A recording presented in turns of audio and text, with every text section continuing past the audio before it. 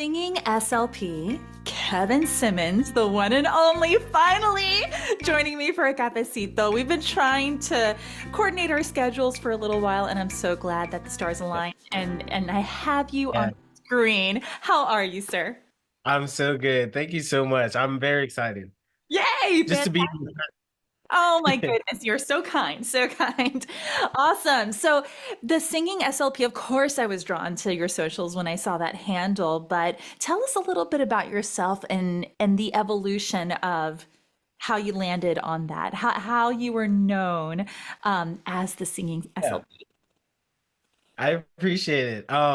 So when we first met, actually, that's when I started to hone in more on the singing and musical aspect. Because you have put out so many videos where it's like use your voice. And I was shy with it, but it goes back as far as to grad school. I was finishing up my semester doing my clinical rotations, and I had an older patient, and she loved Frank Sinatra. Um, she had aphasia, so for the viewers, it's just a brain injury, and she understood everything that I was saying, but her ability to produce language was delayed, but it wasn't delayed with music and singing. So that's the cool thing about music and why I love it so much.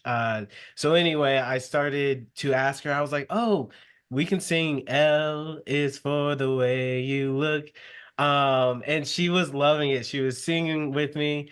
And I remember my grad school professor was like, "Oh, you could be, a singing SOP," and after that moment and a couple other moments from my peers, it was just like, all right, I guess I could do, I love music, so let's blend that together. Hence the name, the Singing SLP, where, I just use music wherever I can. And we'll talk about it later, but for articulation, for stuttering, I mean, music is just all around us, and it's a mood booster. I love it.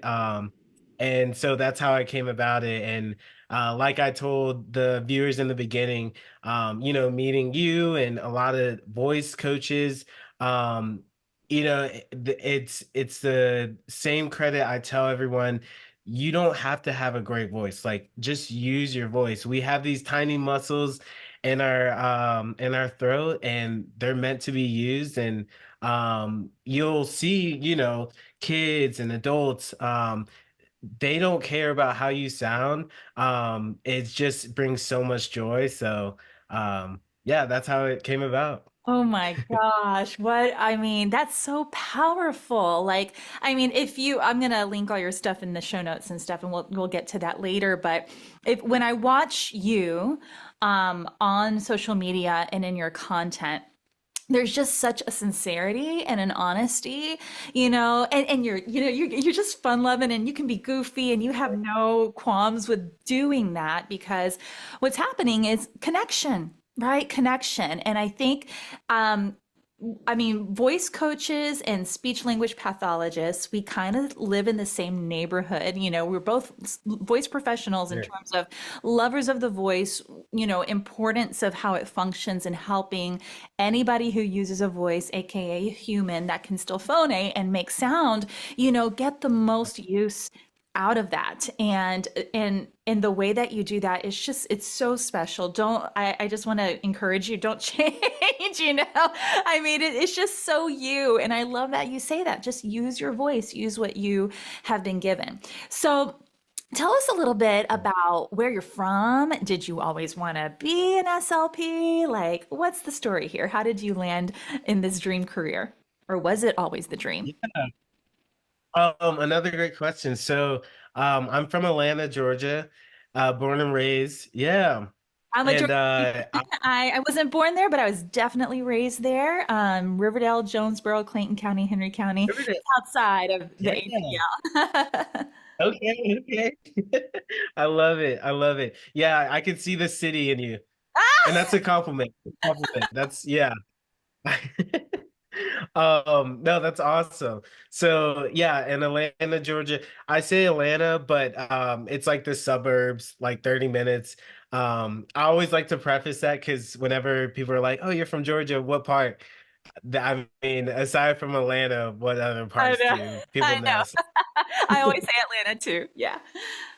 Right. So I had lived there my whole life, and still do, but went to grad school in Virginia, for speech therapy. Yeah, so that was like the only long duration I was outside of, Georgia, but I stumbled across, speech therapy because I knew I always wanted to work with kids, or just work with anybody. I always had that helping heart. And so I graduated from Kennesaw State University in Kennesaw, Georgia, with a background in exercise science and psychology. And I was kind of following my sister's footsteps in the PT realm. Like I was doing her track, and I just remember it was my senior year. I was like a fifth year senior. And I finished up all my grades, and I was like, all right, sis, what do I need? Like, what grades do I need to get into PT school? And, she was honest with me, which I appreciate.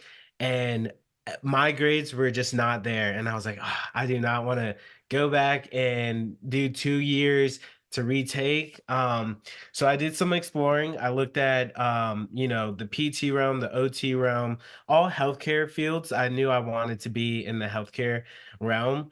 Um, and for any viewer out there, excuse me, I encourage you to just, do what makes you happy. I started grad school late, as they say. But I mean, no kid or adult that I work with could even care, or yeah, they just don't care. So do what makes you happy. I did a career aptitude test, and speech therapy came up maybe 10th or 11th, and I did it two more times and it kept popping up, and I was like, all right, let me explore this. And I had some friends that were speech therapists, so they got me hooked up with an SLP in the city, and went to shadow her.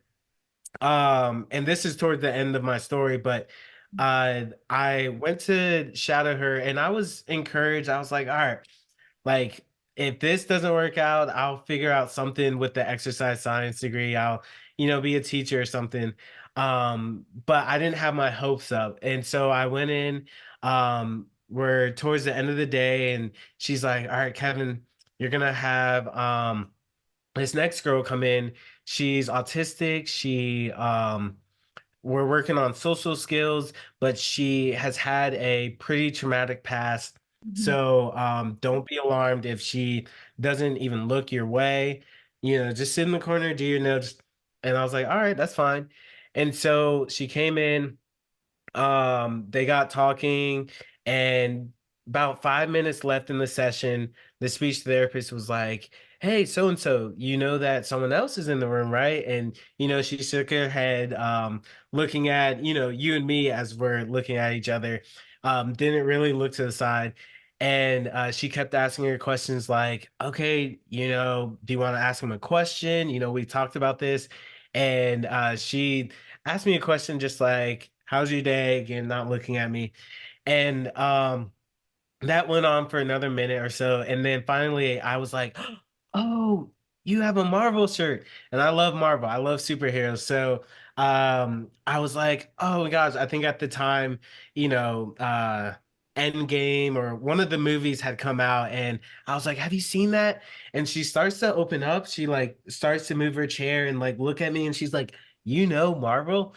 So we got to talking about it, and at the very end, we said our goodbyes. The speech therapist let her back out to talk to her mom, and she was out there about 10 or 15 minutes, a good amount of time. Came back and she was like, sorry, Kevin, that took so long. I was talking with the mom, and she was in tears. Like she just has never had her child for the past like 3 years. She was about 10 years old.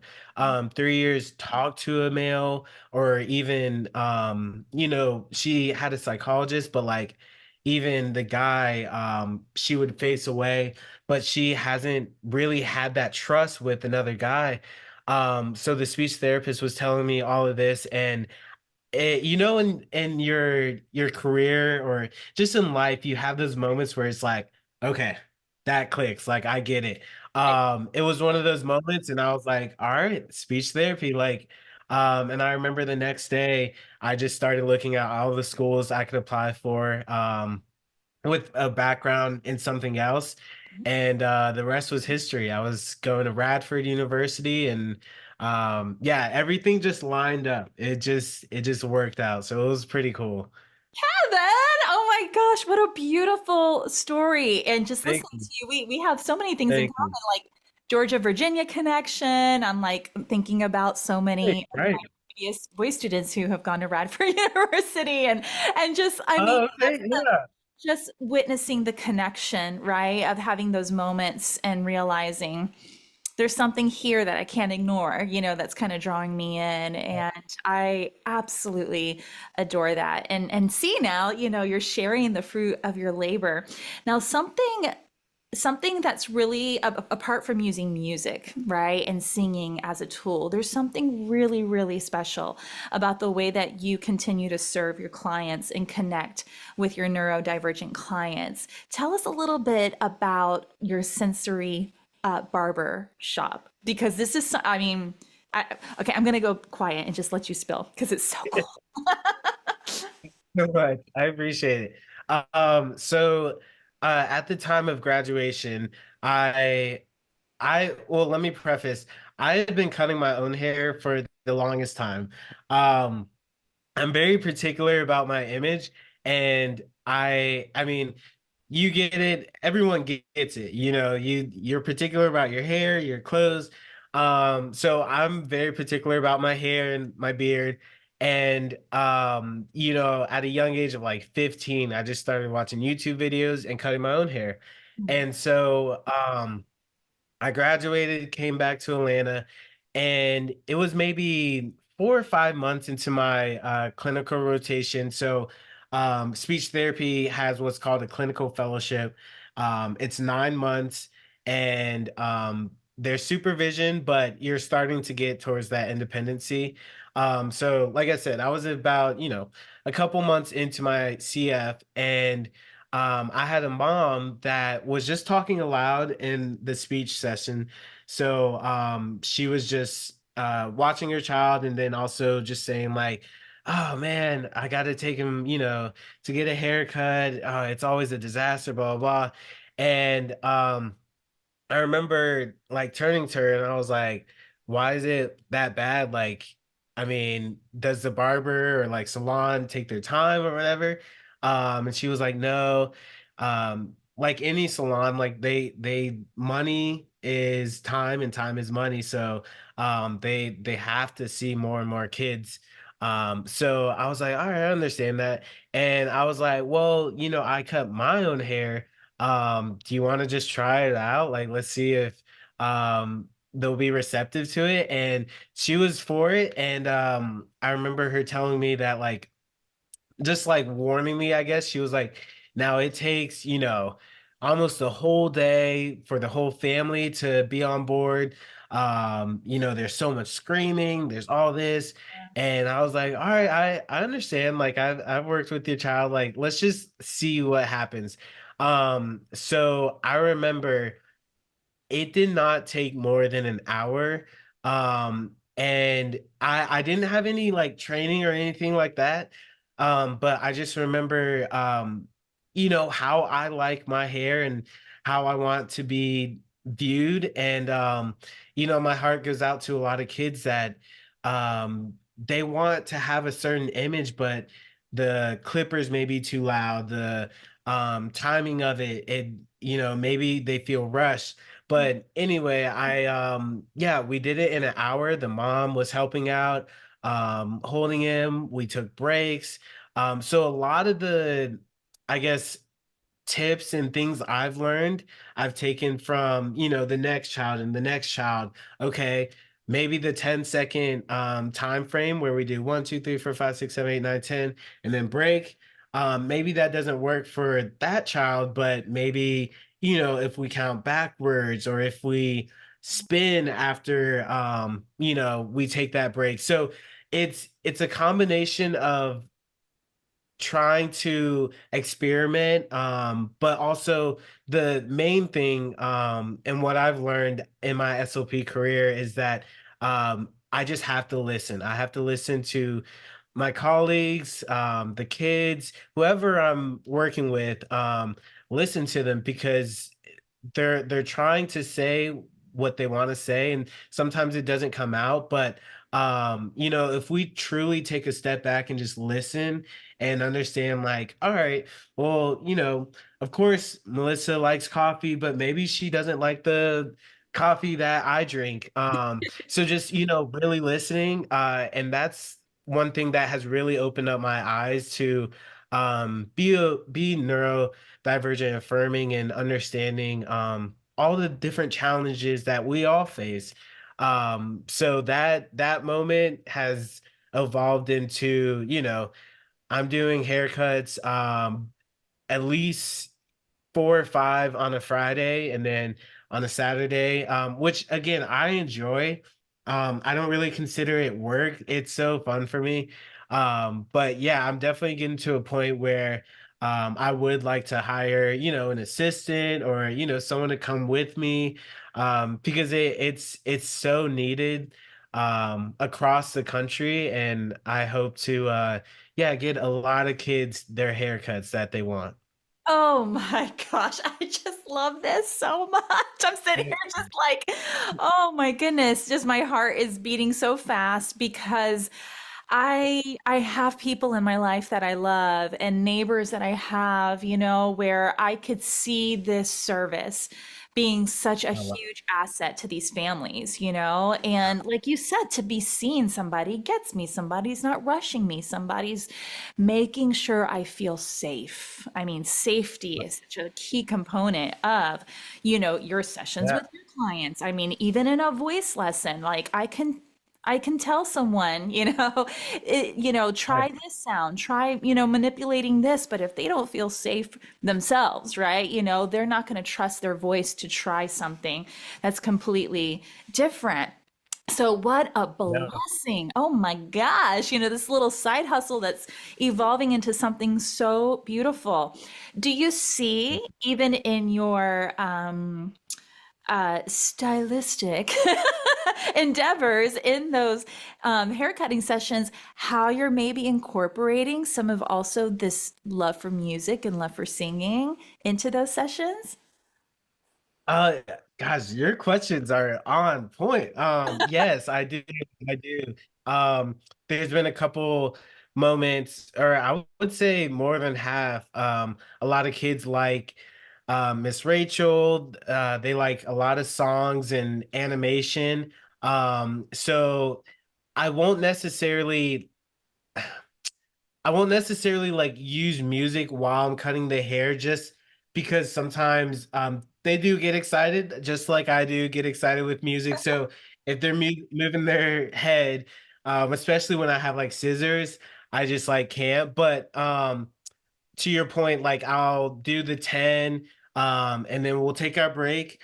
Uh, and when kids have that routine, they start to really enjoy it where it's like, all right, I get to listen to this song, or, we can do the break song where, I love making up random lyrics to "We're taking a break, we're taking a break." So yes, a lot of music incorporated. But one of the things I wanted to mention too, uh, I mentioned the routine with it, and I mean, you and I could talk about music and just like the familiarity behind it. But I just love music because it can be random, but it can also be, structured where we have that chorus and everybody is like, oh, here it comes, here it comes. So with kids, I try to, even in speech, I try to make sure that, there's a routine behind it because, a lot of the kids I serve are autistic, and, they thrive on routines. So, for the haircut, for example, if they know that we're doing 5 cuts. 1, 2, 3, 4, 5, break. 1, 2, 3, 4, 5, not deviating at all. First couple are going to be a little tough because it's a new person, new environment, maybe. But after that, it's just like the chorus of the song. You keep listening to it, and it's like, all right, I remember L is for the way, right? So, I mean, I just love music, and it's just it can really bring, so much joy and so much structure to a haircut, to language development. Yeah, so much. Absolutely. Yeah, I love that we keep coming back to the power of it, the routine of it, and the safety of it. Right, And I think that's the healing power of right. it as well. Do you have a moment in your life that you can remember specifically, um, where music provided that for you? Where it was Yeah. a key component? Well, first off, I got to ask, who are if I were to go on your playlist right now, who would I find? Who are you Oh yeah. listening to? Well, I don't know if you know this, but I'm a huge Justin Bieber fan. I'm talking like big believer. Yeah, oh, huge, huge. Oh, Uh, yeah, big Justin Bieber fan. So you'll probably find some of his new music or his recent music on my playlist. I'm really liking SZA. Uh, just her tone. Yeah, like it's just like gosh, when you have that artist, it's just it's therapeutic. So she's on my playlist. And I grew up with old school music. My dad was always playing, Frankie Beverly, the Jacksons, like all those guys. So I grew up listening, and one of my favorite artists was Stevie Wonder. Oh, listen. Oh my gosh. of course, can't I go wrong mean, there. I just called to say like that. Yeah, those were a lot of the songs that I loved. How about you? What was So yeah, I who are grew some of up. I grew up. My parents loved. I just called to say I love you. And it always came on B98.5. Growing up. Yeah, oh gosh, yo, you know it. From the Yes. ATL, yeah. And so Oh yeah. that song would always come up, and then they would like playfully sing it to each other. And for whatever reason, of all the Stevie Oh, songs, that's part of my schema for sure, for sure. But I gotta say, I am totally digging all of Beyonce's new stuff. I love it. I've Love it. never been a Yeah. country music fan, but what she has done with that album, which to me is actually it's not just country, it's Americana, it's folk, there's even some R&B sounding, thumping stuff on there. She hasn't abandoned Yeah. her core audience. I think too because I geek out over the ability of an artist or any music lover to take a song and make it their own. I mean, that's what I help performers do. And in your own right, sir, that is exactly what you're doing with your love of music and singing, and you're making it your own, and you're taking this tool and you, right, are facilitating communication for another human being using that tool. And I think that is powerful. That is powerful that you get to do that and make people feel seen, like I said before, now in the way that, if they feel confident in the way they look, ooh, they're going to carry themselves a little differently, right? I know that you Right. mainly work with kids. And you had your first adult client that you told us about earlier. Do you still work with the teens or adults, or are kiddos your main population? Yeah, so kids are my main population. I would say about 75%. I have a couple older kids, which I mean, it gets me back to the adult population, and I'm like, man, I miss, the executive functions and the cognition, the Frank Sinatra of like singing it, and kids not looking at me like, who's Frank Sinatra? You know what I mean? Yeah, that hurts my heart. But yeah, a couple older kids, so I'm not able to, I mean, I can, but yeah, I'm not able to play like, some of the old McDonald had a farm, because the teenagers are gonna look at me differently. But I will say I have and it's cool to see this, but I have an older kid who I almost treat as the aphasia patient, just with all that he's struggling with right now. And just like any teenager, he wants to, go out and make trouble. He wants to like girls, and you know what I mean? Like all that. And it's different now, um with his background. So I've definitely found, I've started to find that rhythm with him. Um because at first I was like, all right, I'm just gonna treat this as I would any other kid. I would, do this and that. But it goes back to what we were talking about, just like listening. And I remember one day he had his phone, and then he quickly, like, put it away. But I saw that he had Drake on, and I was like, "Oh man, you're listening to Drake." And again, it's just one of those things, like you try to help someone, but like you just don't even, you have this wall up because it's like I'm not really thinking about what you're thinking of. I just want to get you better. But that got him better. So we play a lot of music, rap music, and he is loving it. And it goes back to, the Frank Sinatra, almost in a sense where, we'll play some rap music, and we'll like hit his hand on the table, just so he can get that rhythm.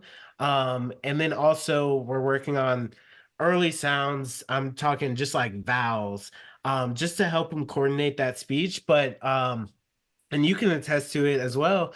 I always emphasize with him and his mom that, like, yes, I know we have these big goals, and he is speaking, um and he's gonna get to those sentence long utterances. But right now we have to focus on the breathing aspect, and that's huge because he's running out of breath before he can even say a vowel sound. So I, always tell him, all right, we got to work on our core, so it's been really cool to blend that music. And if he wants to drum, and if he wants to sing that song, he'll hum it around a little bit. I'm like, we got to take a big deep breath, and not right here, as you know, but we gotta really press into our diaphragm. So that was a long way to say that it's been really cool to get a trinkle, of the adult aspect, and then still work with kids, because I miss the adults. But yeah, for right now I'm staying with the kids. And even too, I'm doing haircuts for adults as well. Um but yeah, for right now, a lot of the kids um look at me and they're like, "Hey, let's sing this song." Hey, Not Frank Sinatra. not Frank Sinatra, but you could, if anybody can make it cool for them, it would be you. So I still think that's absolutely amazing. I love what you said about really listening and being surprised when you saw Drake, like on your teenager's Oh playlist. yeah, And right. I'm sure you have experienced this in your career, probably from so many different sides, be it a person of color, being a male in this field, being a male who works with kids in this field. There's so many different perspectives on this.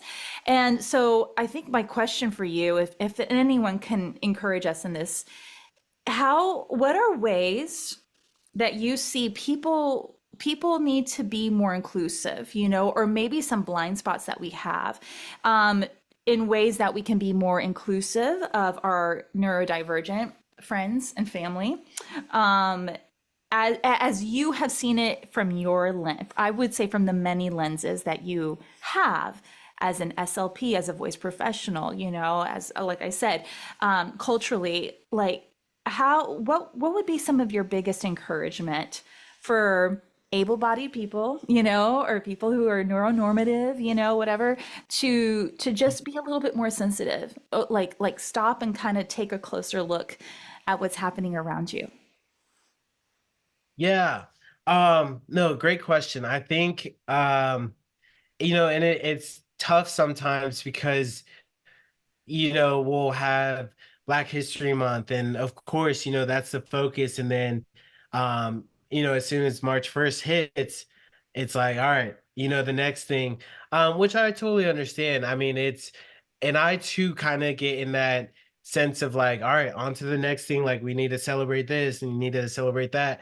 Um, but I think for me, um, it it's a reminder, and it's not to just like make people feel scared or sad, but it is a reality where I think about Ahmaud Arbery. He was from our state, and um, that was on the heels of George Floyd and all of these things occurring. And, I felt the nation come together, and it was like, all right, we're going to change. Like, we're going to do things differently. And it was weird because like I woke up each day and I was like, it just feels different. But then, COVID starts to relax, and it's like, all right, we're back to normal. You know what I mean? Like it's the same. Okay, there's a little microaggression there where um it, it's unintentional, but still it's like, all right, we can learn from that. So I'd encourage people listening to um I always say, like, let's have these uncomfortable conversations, but I think it really does have to start inside. Like, it has to start with looking inward. So I did a trend where it was like, I'm a speech therapist, I'm a voice coach, but I'm a black SLP, and I love that sparked a lot of conversation.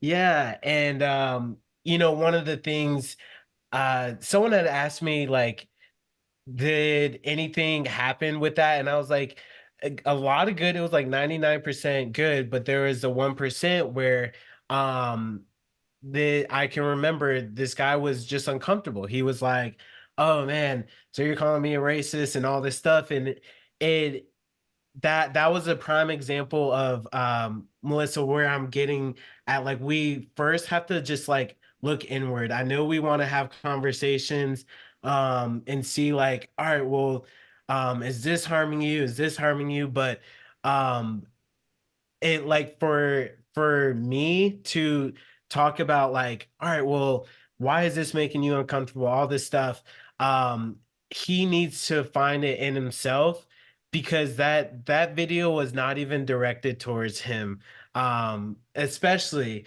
So it's one of those inward feelings and the biases we have, the implicit bias, where um you have to knock off that shame. I have bias. It's we all have biases. So just understanding, like, all right, where is my bias? Um, do I walk into a Kroger and do I, have these thoughts about a certain individual or group? I mean, it's plain as day. We're human.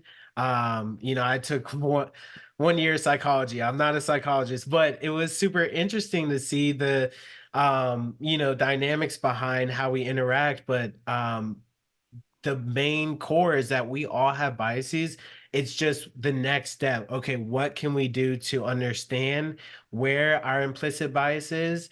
And then learn more about ourselves before, commenting on a video where it's not even directed at you.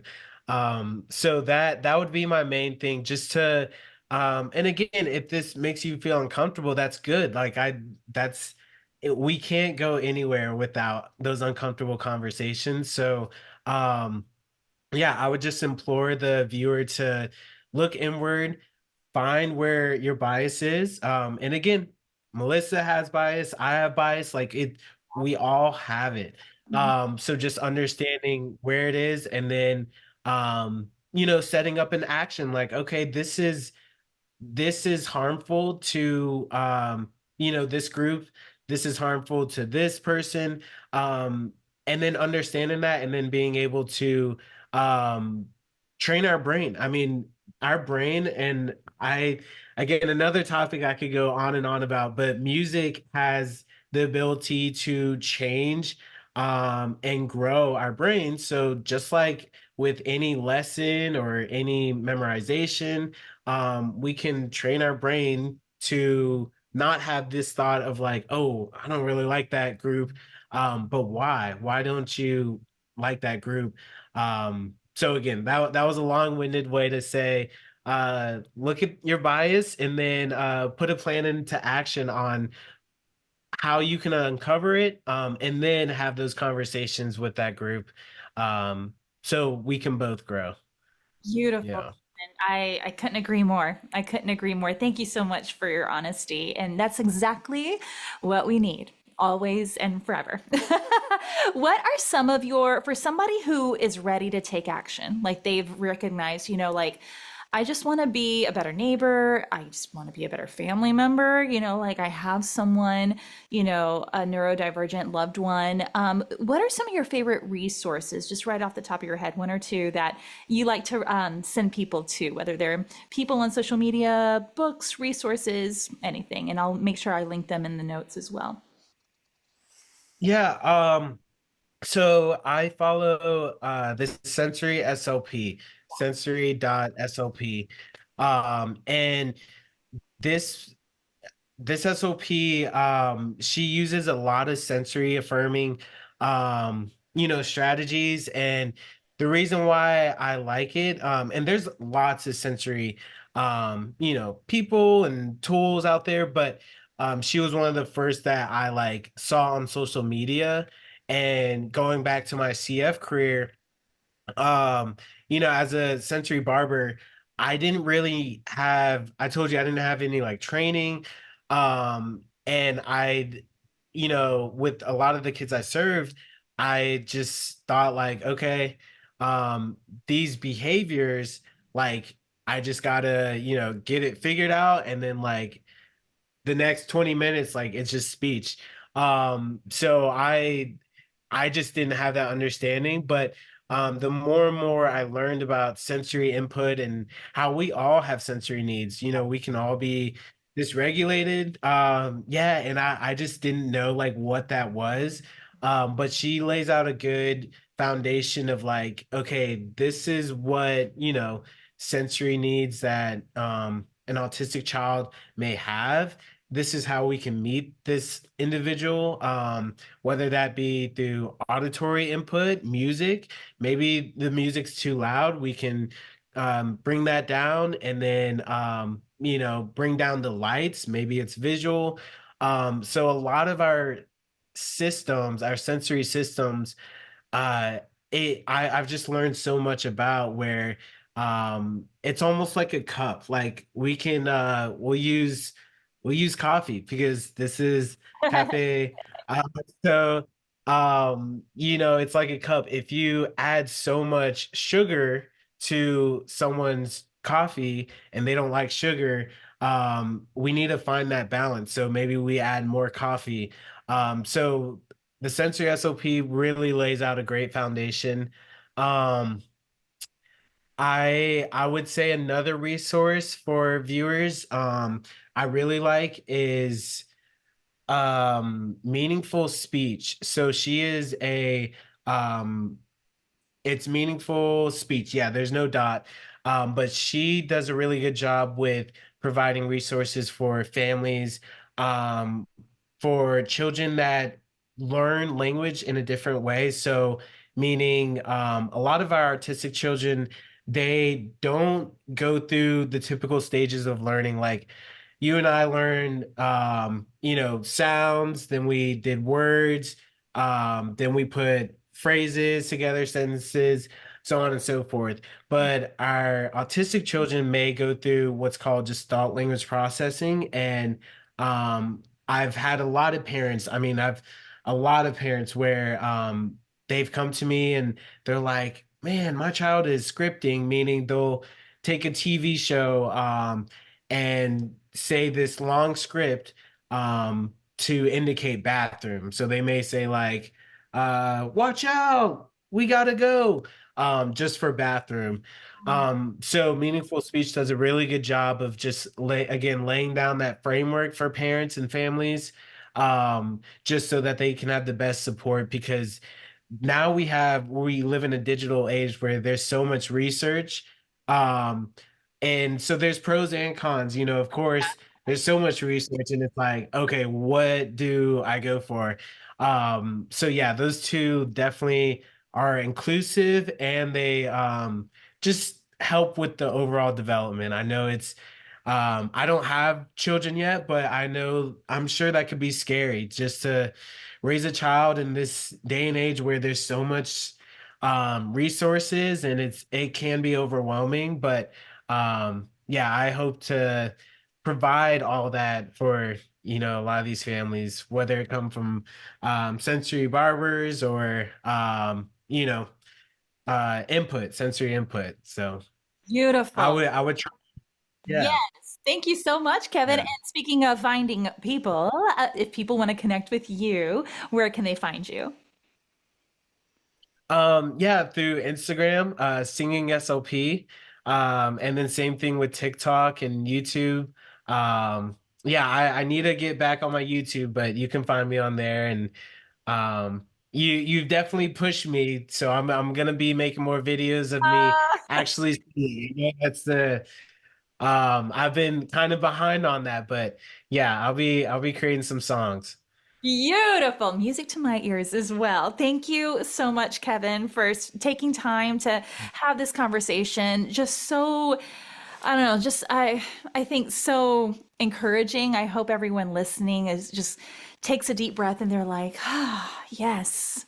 Yes, the world can be a beautiful place, and hopefully take some action too to get more educated, be very aware, maybe even a little bit more hyper aware, or just pay more attention to their surroundings and see how we can be more inclusive and welcoming to our neurodivergent friends and family. So, thank you so much again. Of course.